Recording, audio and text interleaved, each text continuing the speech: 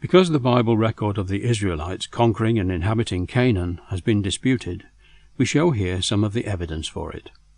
The top left photo is of a stele, the term that archaeologists used to describe a tall slab of stone or wood inscribed to record important events. The Merneptah stele was discovered at Thebes in Egypt.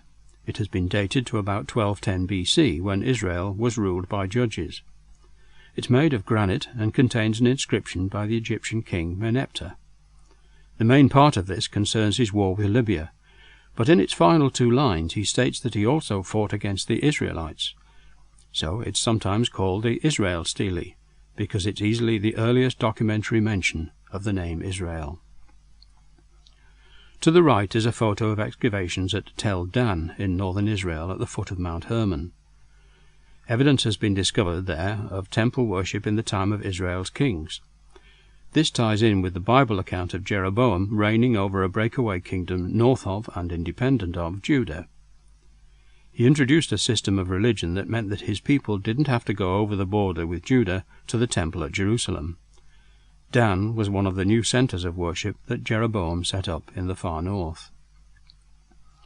Underneath you can see a replica of part of the Tel Dan stele, which is made of black basalt. It was erected by a king of Syria, Israel's constant enemy in the 9th and 8th centuries BC. It bears an inscription recording victories over local ancient peoples, including Israel and the House of David.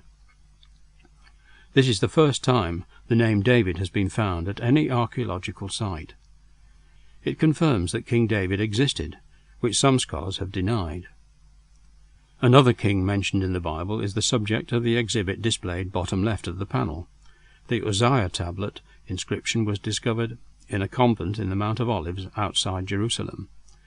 It's now in the Israel Museum. It's a stone plaque that marked the burial place of King Uzziah of Judah, but the style is typical of the time of Christ centuries later. Now the Bible tells us that Uzziah was buried separately from earlier kings because he was diseased. Look at the wording on the panel. The words, "hither were brought," indicate that the bones of Uzziah were reburied in a different place later on. The size of the stone also supports this idea because it's the right size to form a cover for the tunnels in which people were buried in the time of Christ. The instruction, "do not open," can probably also be explained by the Bible record of King Uzziah's disease.